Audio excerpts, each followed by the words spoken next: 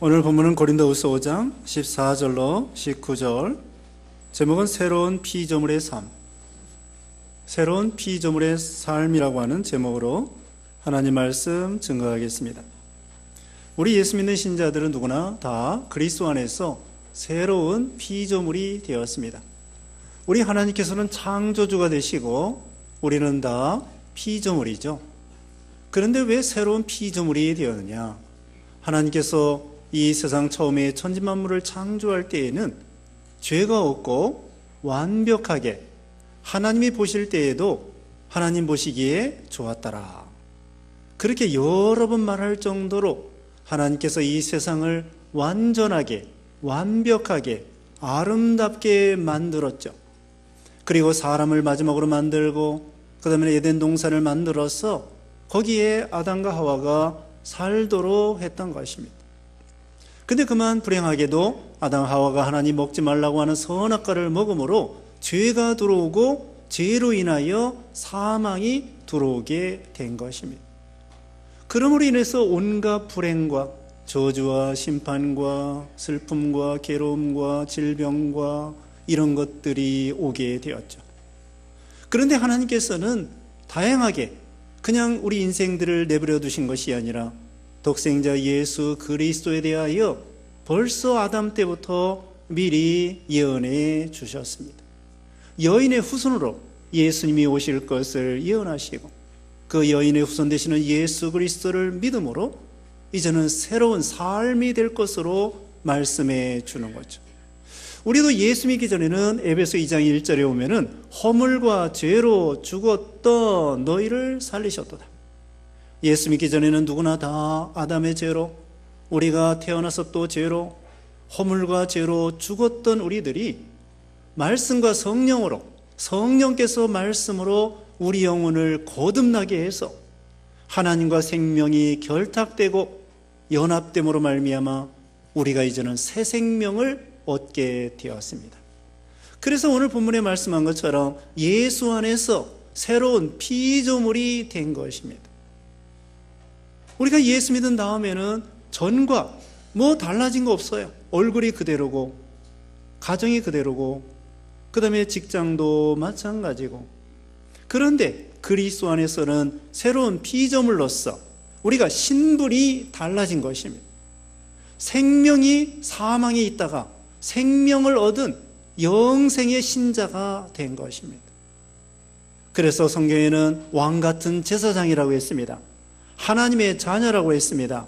그리스도의 신부라고 했습니다. 하나님 나라의 시민권을 받은 시민권자라고 했습니다. 하늘나라의 그 기업을 이룰 수 있는 상속자가 되게 해주셨다고 했습니다. 자, 이와 같이 이제는 하나님의 또 권속이 된 것입니다. 가족이 된 것입니다. 하나님의 자녀가 된 것입니다. 그래서 누구든지 다 하나님을 향하여 아바, 아버지라고 부르게 된 것입니다. 이게 바로 신분이 전혀 달라지게 된 거예요. 그래서 하나님께서는 우리에게 사망에서 생명으로, 저주와 심판에서 우리는 축복으로, 구원으로 우리를 인도해 주셨기 때문에 새 생명을 얻은 자로서 이제는 새로운 피조물이 된 것입니다. 새로운 피조물이 됨으로 인해서 아까 말씀한 것처럼 똑같은 직장, 똑같은 가정, 똑같은 사람이지만 얼굴이 변한 건 아니지만 이제는 여기 보면은 17절 끝에 17절을 봅니다. 그런즉 누구든지 그리스도 안에 있으면 새로운 피조물이라 이전 것은 지나갔으니 보라 새 것이 되었도다.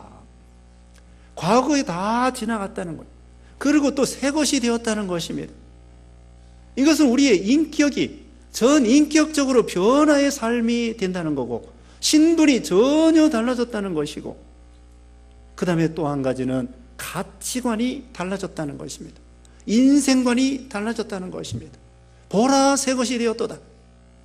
이제는 생각이 달라지고 사상이 달라지고 추구하는 목적이 달라지고 목적이 달라졌습니다. 전에는 땅만 생각했습니다. 땅땅거리면서 땅만 바라보고 저기 두더지는 땅만 바라봅니다. 땅 속에 들어가서 땅 속에 뭐 먹을 거 없나 땅거리면서. 그런데 이제는 과거에는 우리가 예수 믿기 전에는 땅만 바라보고 세상만 바라보고 육신만 바라보고 물질만 바라보고 땅땅거리면서 살았는데 이제는 천성을 바라보고 신령한 세계의 위를 바라보고 내세를 바라보고 천국을 바라보고 하나님을 바라보고 십자가를 바라보고 예수님을 바라보고 이런 신령한 사람이 되었습니다. 하나님을 닮는 그런 위대한 사람이 영광스러운 존재가 된 것입니다. 가치관이 달라졌습니다. 삭개오가 여리고성의 세리장으로서 부자였습니다. 여리고성은 그 당시에 부유한 도시이기 때문에 거기에 세무서장이라고 하면은 아주 돈 많이 벌 수 있는 그런 사람이에요. 근데 돈을 많이 벌어와도 허무하고 답답하고 괴롭고 평강이 없었습니다. 그런데 예수님이 여리고성에 지나간다는 말을 듣고 나도 한번 예수님의 얼굴이나 한번 보자. 근데 사람들이 막 뺑뺑 둘러싸면서 예수님이 지나가는데 옹이하고 가는 거예요. 그래서 저 앞에 뽕나무에 올라가서 예수님을 보기만 해도 좋겠다 생각했는데 웬걸 예수님 밑에 딱 지나가시면서 삭개오야 내려오너라. 내가 오늘 네 집에 유하여야겠다. 내 이름을 어떻게 하셨을까? 그리고서는 자기 집에 예수님을 영접하고 제자들과 함께 잔치를 베풀고 그 다음에 말했습니다. 예수님, 내 재산 반절 팔아서 가난한 사람들에게 나눠주고 그리고 내가 네 것을 토색한 거 있으면 4배나 갚아주겠습니다. 과거에는 돈만 알아보고 땅만 바라보고 살던 사람이 이제는 예수님을 만난 다음에 물질관, 인생관, 가치관이 달라져가지고 하나님으로 말미암아 사는 사람이 되고 하나님을 바라보는 사람이 되고 새로운 피조물의 인생이 된 것입니다. 우리 예수 믿는 모든 신자들은 이런 사람들이에요. 그래서 옛사람을 벗어버리고 새 사람을 입으라고 말씀했고요. 성경에는 변화된 사람들이 많습니다. 기생나합과 같은 사람, 여리고성의 기생이었지만은 그가 이스라엘의 정탐꾼을 숨겨주고 하나님을 믿음으로 예수님의 족보에 참여하는 사람이 됐어요. 그리고 모함 여자 룻이라고 하는 사람도 남편도 주고 자식도 없어, 시아버지도 주고 재산도 없어. 그런데 시어머님을 따라 이렇게 그 베들레헴에 와가지고 어떻게 됐을까요? 예수님의 또 족보에 참여하는 영광스러운 여자가 되었던 것입니다. 사마리아 여자도 남편이 5이나 있었는데 예수님을 만나고 생명수를 소개받은 다음에 자기 동네 사람들에게 가가지고 전도해서 예수님을 모셔다가 성경 공부하고 사경외함으로 인해서 동네 사람들이 거의 다 예수 믿는 역사가 일어난 거예요. 여자 전도사가 된 것입니다. 막달라 마리아는 7귀신이 7마귀가 들렸더랬는데 예수님을 만난 다음에 마귀 다 나가고 예수님이 십자가까지 따라가고 예수님이 부활한 다음에 제일 먼저 부활하신 예수님을 만난 사람이 누구예요? 막달라 마리아입니다. 참 하나님은요 남자 여자를 구별하지 않으셔요. 차별하지 않아요. 남자 여자 빈부 귀천 민족 차별 이거 차별하지 않습니다. 유무식 생김새 가문 혈통 이런 거 차별하지 않습니다. 사는 지역도 차별해요. 사람들은 예수님에 대해서도 저기 나사렛에 대해서 무슨 서운한 것이 날 수 있느냐 나다나엘이 그렇게 따졌다고요. 동네 차별해요. 시골에서 왔다고 그러면 차별해요. 강남 사람이라고 하면 알아주나요? 좀 알아주는 것 같아요. 집값이 비싸서 그런지. 시골 사람이라고 하면 은근히 미워하고 싫어하고 차별하고 예수님도 저 시골의 나사렛 동네 목수의 아들로 사람들이요 외모를 보고 예수님을 평가하는 거예요. 나사렛에서 무슨 선한 것이 나올 수 있겠느냐, 선지자가 나올 수 있겠느냐. 그리고 또 선지자가 자기 고향에서는 대접을 받지 못한다고 예수님이 말씀했는데 예수님께서 그 고향 가버나움 사람들이 예수님의 어머니는 누구다, 아버지는 목수다, 동생들은 누구다, 가난하다, 공부 안 했다. 그런 관점에서 예수님을 바라보는 사람들은 예수님을 몰라보고 사도 바울도요, 과거에는 예수님에 대해서도 그렇게 생각했습니다. 그래가지고 예수 믿는 사람 그냥 열심히 핍박을 한 거예요, 사울이. 그러다가 예수님이 나타나서 사울아 사울아 내가 어찌하여 나를 핍박하느냐 하면서 예수님을 보여주니까 예수님 주여, 그 다음에 변화의 새 사람이 돼가지고 위대한 사도 바울이 된 거예요.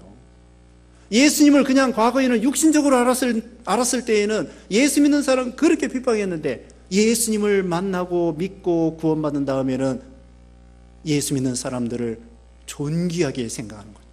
시편 16편 3절에도 다윗도 그랬습니다. 땅 위에 있는 성도는 존귀한 자니 나의 즐거움이 거기에 있도다. 우리는요, 예수님에 대해서도 하나님의 아들로 우리를 위해서 십자가에 죽으시고 살아나신 분으로 믿을 뿐더러 예수 믿는 모든 신자들에 대해서도 우리는 새로운 관점에서 봐야 돼요. 시시하게 생각하지 말고, 첫째로 먼저 우리 자신에 대해서 시시하게 생각하지 말아야 됩니다. 땅 위에 있는 성들은 존귀한 자라고 했고, 우리는 예수님의 피로 값주고 산 존재예요.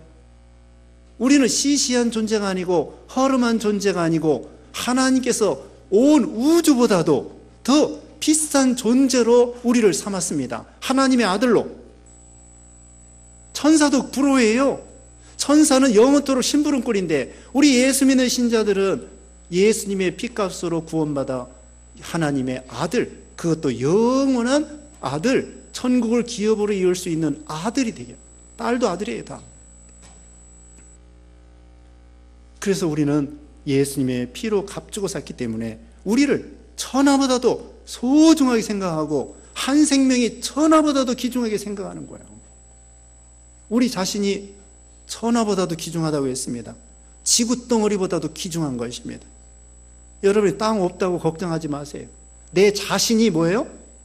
지구덩어리보다도 비싼 존재란 말입니다. 우주보다 우리하고 안 바꿔요. 하나님께서는 자기 아들만한 금덩어리가 있으면 바꾸겠습니까? 자기 아들이 60kg이야. 근데 60kg짜리 금이 얼마나 비싸겠어요? 한 34억 갑니다. 34억 가는데 금덩어리 60kg짜리가. 그만한 돈을 준다고 하면 아들을 버리겠느냐고. 안 버립니다. 왜? 자기 목숨만큼 아들, 딸을 사랑하기 때문에. 그리고 엄마가 아기를 낳을 때 정말 몸버려, 정말 자기 사선을 넘는 고통, 해산하는 고통 중에 아들, 딸을 낳지 않습니까? 목숨 위험한 걸 생각하면서도. 왜? 그만큼 사랑하기 때문에. 그것처럼 하나님께서, 우리 예수님께서 우리를 위해서 몸버려 피 흘려 주셔서 그 고통과 괴로움과, 한마디로 예수님께서는 희생과 엄청난 수고를 하셨기 때문에, 우리를 위해서 그렇게 수고했기 때문에 우리를 버릴 수가 없어요. 우리가 수고가 별로 안 들어간 것은요, 별로 시시하게 생각합니다. 저기 물건을 사올 때에도 비싼 거 있죠. 비싼 그림, 비싼 도자기, 비싼 집, 비싼 자동차. 그건 뭐 애지중지하는 거야. 근데 싸구려는 어때요? 싸구려는 이사 갈 때 버리고 가요. 아, 이거 필요 없다. 싸구려는 뭐 있어도 좋고 없어도 좋고 도적 맞아도 괜찮고 그렇게 생각한단 말입니다. 그런데 우리 하나님께서는 우리를 우주보다도 비싼 그런 존재로 삼아가지고 예수님의 피를 흘려서 우리를 구원했기 때문에 너무나 우리가 존귀한 존재가 된 거예요. 그러므로 우리는 우리 자신을 시시하게, 허름하게, 싸구려라고 생각하면 안 됩니다. 그래서 우리 몸을 함부로 굴리면 안 돼. 우리는 하나님의 존귀한 하나님의 자녀요, 구원받은 생명이기 때문에. 그리고 또 있습니다. 우리 주위에 있는 성도들을 그만큼 존귀하게 생각해야 돼. 성도 한 사람을 시시하게 생각하지 말고, 다윗은 그랬습니다. 아버지가 양을 맡겨줬는데 하나님이 다윗에게, 자기 자신에게 양을 맡겨준 줄 알고 양 한 마리를 위해서 일이나 곰이 와가지고 그 양을 물어가려고 하면은 가서 수염을 잡고 이사이에 있는 양을 건져내고 사자를 쳐 죽이고 그러면서 양을 보호했어요. 그러니까 하나님께서 다윗을 눈여겨보신 거예요. 저렇게 아버지가 맡겨준 양을 하나님이 맡겨준 양인 줄 알고 양 한 마리를 갖다가 저렇게 소중하게 생각하니까 내가 전 이스라엘 백성을 다윗에게 맡겨야 되겠다. 그래서 다윗이 전 이스라엘의 왕이 된 거예요. 자기 목숨만큼 양 한 마리를 소중히 여기기 때문에. 그러므로 우리는 성도 한 사람 한 사람을 소중하게 생각하고 우리 주위 옆에 있는 성도들을 소중하게 생각하고 내 자신만큼 우리 예수님이 그 사람을 얼마나 사랑하는지를 알아야 됩니다. 우리 예수님이 나만 사랑하는 것이 아닙니다. 누구도 사랑해요? 저 사람도 사랑해요. 나는 저 사람이 싫어, 저 사람이 미워, 그럴지 몰라도 하나님께서는 그게 아니라는 거예요. 하나님은 나를 사랑하는 것만큼 내가 싫어하는 저 사람도 하나님이 엄청나게 사랑하시는 거예요. 무한하게 사랑하시는 거예요. 왜? 예수님의 피로 몸버려 피 흘려 구원했기 때문에. 그러므로 성도들은 한 사람도 소홀히 여겨야 될 사람이 없고 모두가 존귀한 자라는 것입니다. 그런 가치관을 가지고 이 세상을 바라보게 되는 것입니다. 어떤 사람이 처음에 예수 믿기 전에는 이 세상이 다 회색빛이에요. 회색. 이 세상이 다 우울하고 참 살맛이 안 나고 재미가 없고 답답하고 괴롭고 그런데 예수님을 믿은 다음에 이 세상을 바라보니까 정말 살만한 가치가 있는 세상이구나. 물론 이 세상이 얼마나 부정부패가 많고 비리가 많고 내 마음에 들지 아니하고 정치가들이나 또 악한 사람들이나 얼마나 흉악한 사람들이 많습니까? 그런 거 생각하면은 낙심이 되고 에이 이놈의 세상 그렇게 생각이 되지만, 그러나 예수님을 믿으면서 예수님의 관점에서 세상을 바라보니까 긍정적으로 생각을 하게 되더라는 것입니다. 정말 이 세상에는 악한 사람만 있는 것이 아니라 예수 믿는 사람이 있고 선한 사람이 있고 정말 살만한 가치가 있는 이 세상인 것을 발견하게 되었다는 것입니다. 예수 믿은 다음에 태양을 볼 때, 예수 믿은 다음에 바다를 보고 강을 보고 꽃을 볼 때에 전혀 이제는 새로운 관점을 통하여 이 세상을 바라보게 되는 거예요. 하나님이 이런 꽃도 창조하셨구나. 이제 낙엽이 지기 시작하죠. 단풍 드는 거, 처음에 꽃이 피고 잎이 푸르청청할 때 얼마나 아름답습니까? 청춘이라고 그러잖아요. 그런데 또 이 낙엽이 떨어지는 것도 또 아름다운 거예요. 노랗게 물들어가지고. 그래서 예수 믿은 다음엔 더 아름답게 보이는 거예요. 다 긍정적으로 보이는 거예요. 그래서 우리는 인생을 재미있게, 황홀하게, 감사하게, 기쁘게 하나님을 찬양하면서 하나님과 동행하면서 세상을 살아갈 수 있는 그런 관점, 가치관을 우리가 갖게 되는 것입니다. 이제 오늘 본문 14절 말씀에 그리스도의 사랑이 우리를 강권하시는도다. 우리가 생각하건대 한 사람이 모든 사람을 대신하여 죽었은즉 모든 사람이 죽은 것이라. 그가 모든 사람을 대신하여 죽으심은 살아있는 자들로 하여금 다시는 그들 자신을 위하여 살지 않고 오직 그들을 대신하여 죽었다가 다시 살아나신 이를 위하여 살게 하려 함이라. 여기 14절 15절에는 그리스도의 사랑이 우리를 강권한다고 말씀을 하고 있습니다. 우리 그리스도의 사랑이 얼마나 무한하신 것을 보여주는 것입니다. 우리 예수님은 여기 18절 19절에 있는 것처럼 예수님께서 하나님 앞에 화목제물이 되어주시어서 하나님과 우리를 화목시켜 주셨습니다. 우리가 예수 믿기 전에는 하나님과 우리가 불목이었습니다. 원수지간이었습니다. 우리 죄 때문에 우리는 죄고 하나님은 의고 우리는 어둠이고 하나님은 빛이고 우리는 사망이고 우리 하나님은 생명이고 빛과 어둠이 합할 수가 없어요. 그러므로 우리는 하나님 앞에 나아갈 수가 없습니다. 나아가면은 하나님이 공의로우신 하나님께서 우리를 심판하고 저주하고 죽이고 이렇게 해야 속이 시원한 것입니다. 그런데 다행히 우리 예수님께서 화목제물이 되어주시어서 우리를 위해서 대신 죽어주심으로 우리 죄를 다 깨끗하게 해결해 주셨어요. 그래서 우리가 예수님을 믿음으로 이제는 죄인이 변하여 의인이 됐습니다.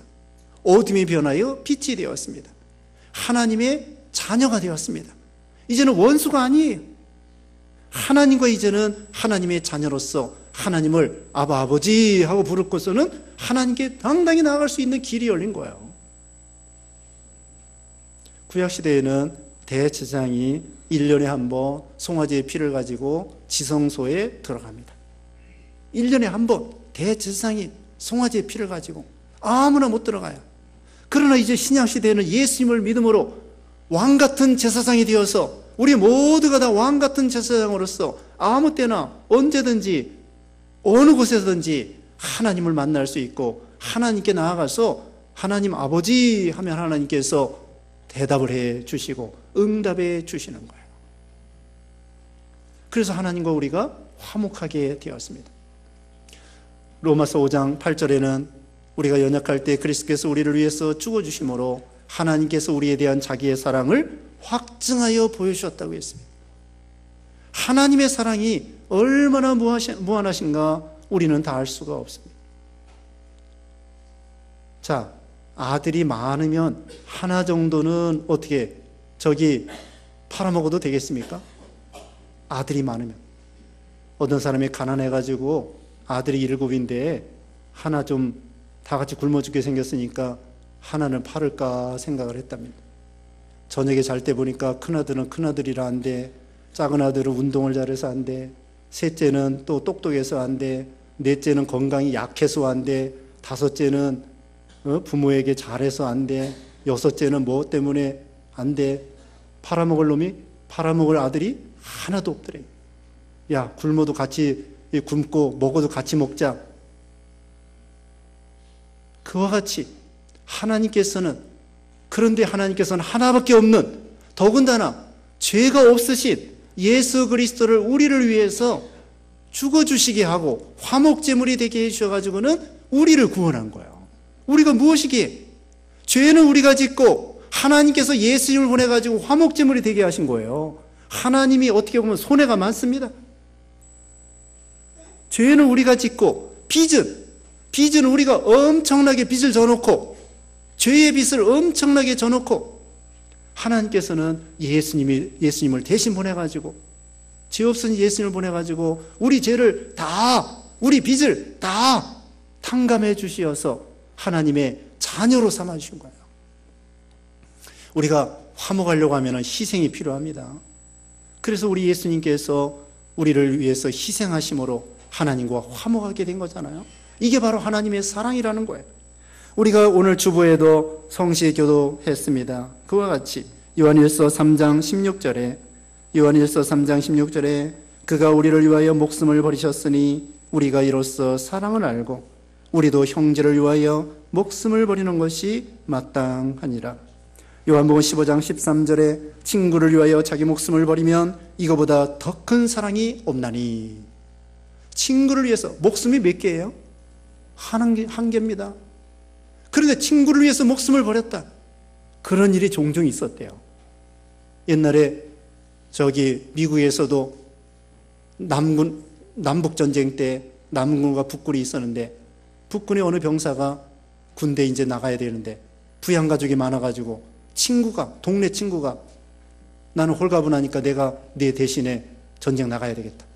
그래가지고 전쟁 나가서 죽었다는 거야. 친구가 얼마나 큰 사랑입니까?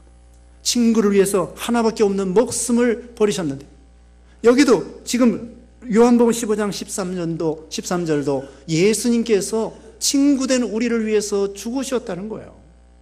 이게 얼마나, 그리고 예수님은 죄 없고 하나님의 아들이신데 우리를 위해서 죽어 주셨다는 것이죠. 그래서 지금 14절에 있는 것처럼 그리스도의 사랑이 우리를 강권하시는도다. 주님의 사랑이 강권하여 우리가 주님을 사랑하고 이웃을 사랑하고 지금 요한일서 3장 16절에 있는 것처럼 형제를 위해서 목숨을 버리는 것이 마땅하니라. 사랑이 무엇입니까? 사랑은 한마디로 희생과 수고입니다. 부모가 자녀를 사랑하기 때문에 해산하는 고통과 또 자녀들을 먹여주고 재워주고 입혀주고 공부시켜주고 희생하는 것처럼 하나님께서도 우리를 사랑하셨다고 그러는데 독생자 예수 그리스도를 내어주신 것이 사랑이고, 그 다음에는 예수님께서는 직접 오셔가지고 몸 버려 피 흘려주신 것이 사랑이고, 그래서 친구를 위해서 목숨 버려주는 것이 큰 사랑인 것처럼 우리 예수님께서 우리를 죄인들을 사랑해 주셨다는 것입니다. 그러므로 우리는 그리스도의 사랑에 강건함을 힘입어서 우리 하나님을 사랑하고 이웃을 사랑해야 된다는 것입니다. 그리고 이제는 주를 위해서 살아야 된다는 것입니다. 15절 봅니다. 그가 모든 사람을 대신하여 죽으심은 살아있는 자들로 하여금 다시는 그들 자신을 위하여 살지 않고 오직 그들을 대신하여 죽었다가 다시 살아나신 이를 위하여 살게 하려 함이라. 고린도전서 6장 20절에는 값으로 산 것이 되었으니 그런즉 너희 몸으로 하나님께 영광을 돌리라. 로마서 14장 8절에는 우리가 살아도 주를 위해 살고 죽어도 주를 위해 죽나니 그러므로 사나 죽으나 우리가 주의 것이로다. 자, 우리가 우리 몸과 마음과 우리 생명이 예수님의 피로 값주고 산 존재가 되었습니다.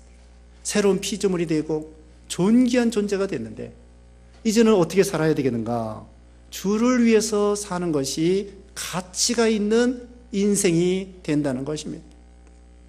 그래서 고린도전서 10장 31절에는 먹든지 마시든지 무엇을 하든지 하나님의 영광을 위해서 살라는 것입니다. 어떤 노예 상인이 아프리카에 가서 노예를 잡아다가 흑인을 잡아다가 이제 팔아먹으려고 배를 이제 태워서 이 서양으로 보내려고 합니다.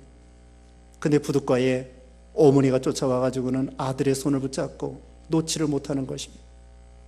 그래서 이 노예 상인이 막 손을 때리면서 떨어지라고, 그래도 피를 흘리면서 그 아들을 붙잡고 그 노예로 팔려가는 아들, 그 옆에서 보던 선교사가 너무나 불쌍해가지고 그 노예만큼은 돈 주고 해방을 시켜 주었습니다. 그러니까 그 노예가 될 그 청년이 선교사님에게 와가지고는 선교사님, 내가 평생 선교사님을 위해서 봉사하겠습니다. 그렇게 했다는 거야. 왜? 노예로 팔려가서 평생 그 먼 나라에 가서 온갖 고생과 괴로움을 당할 뻔했는데 이 선교사님이 사랑해가지고 돈을 지불해줘가지고 해방시켜 주었으니 얼마나 감사하니. 마찬가지로 우리 하나님께서 우리를 영원히 멸망, 심판, 저주, 사망 그렇게 당할 수밖에 없는 우리 인생들을 예수 그리스도를 통하여 해방시켜 주셨으므로 이제는 나를 위해 사는 것이 아니라 하나님의 영광을 위해 사는 것이 가치가 있는 그런 인생이 된다는 것입니다. 그래서 이제는 자기를 위해 살지 말고 그리스도를 위해서 사는 사람이 되라는 것입니다. 그 다음에 끝으로 하나님께서 우리에게 화목하게 하는 직분을 더하여 주셨습니다. 18절에 보면은 모든 것이 하나님께로서 났으며 그가 그리스도로 말미암아 우리를 자기와 화목하게 하시고 또 우리에게 화목하게 하는 직분을 주셨으니, 우리 하나님께서 예수님을 통하여 화목하게 만들었다고 그랬죠, 우리를. 그 다음에 하나님께서 우리를 또 화목하게 하는 직분을 주신 거예요. 화평케 하는 자는 복이 있나니 하나님의 아들이라 일컬음을 받을 것이미요 라고 말씀했습니다. 그러므로 우리는 불난 집에 부채질하는 것이 아니라 싸움은 말리고 흥정은 붙이는 것처럼 어떻게든지 형제 간에 화목하게 할 것이며, 화목하려면 희생이 들어가는 것입니다. 내가 먼저 희생해. 내가 잘못이 없어도, 하나님께서 잘못이 없어도 우리 잘못을 대신하여 예수님 보내주신 것처럼, 그 다음에 이 세상을 화목시켜야 되겠습니다. 어떻게 되느냐? 이 세상 사람들이, 우리는 예수님을 믿음으로 이미 죄사함 받고 하나님의 자녀가 되어서 하나님과 화목하게 되었죠. 근데 아직도 안 믿는 사람들은 아직도 죄 가운데 있기 때문에 하나님과 불목하는 거예요. 그러므로 우리가 그들에게 복음을 전하여 그들이 예수 믿고 죄사함 받으면은 하나님과 화목하게 되는 것입니다. 우리처럼. 그러므로 우리는 화목하게 하는 직분이 무엇이냐? 다른 사람에게 전도하고 안 믿는 사람을 예수 믿게 하는 거예요. 그게 바로 세상 사람들을 죄사함 받게 해가지고 하나님과 화목시키는 그런 직분이 우리의 직분이에요. 그리고 여기 보면은 우리가 하나님의 사신이라고 했습니다. 20절에 보면은 그러므로 우리가 그리스도를 대신하여 사신이 되어 우리는 하나님의 사신이에요. 왕이 보낸 사람을 어사라고 합니다. 대통령이 보낸 사람을 대사라고 합니다. 우리는 하나님이 보낸 사신이란 말입니다. 이 세상을 향하여 우리가 그리스도의 사신이 되어서 예수님을 소개하는 거예요. 하나님께서 우리를 이 세상에 보낸 거예요. 하나님께서 우리를 이 세상에 선교사로 보내는 거예요. 전도사로 보내는 거예요. 꼭 목사, 전도사, 선교사만이 목사, 전도사, 선교사가 아니라 우리 모든 성도들은 안 믿는 사람을 전도해가지고 하나님과 화목시키고 그 다음에 우리는 그리스도의 사신으로서 그들에게 파송받은 선교사요, 전도사로서 그들을 하나님 앞으로 소개하고 인도하는 직분을 감당하는 것입니다. 이게 바로 주를 위해 사는 거고 새로운 피조물답게 사는 거예요. 그래서 우리는 새로운 피조물로서 하나님의 사랑에 강건함을 힘입어서 화목케 하는 신자가 되고 또 그리스도의 사신으로서 세상에 파송받은 선교사로 살아가는 여러분 되시기를 주님의 이름으로 축원합니다. 기도하겠습니다. 거룩하신 하나님 감사합니다. 죄와 사망으로 영원히 저주와 심판을 받아 마땅한 저희들 예수 그리스도를 믿음으로 새로운 피조물이 되게 해주심을 감사합니다. 주님의 사랑받은 우리들 주님의 사랑에 강건함을 힘입어서 참으로 화목케 하는 사명 감당케 하시고 그리스도의 사신으로서 세상을 향하여 복음을 전하고 많은 사람을 그리스도께로 인도하는 귀한 사명 감당케 하여 주시옵소서. 예수님의 이름으로 기도드리옵나이다. 아멘.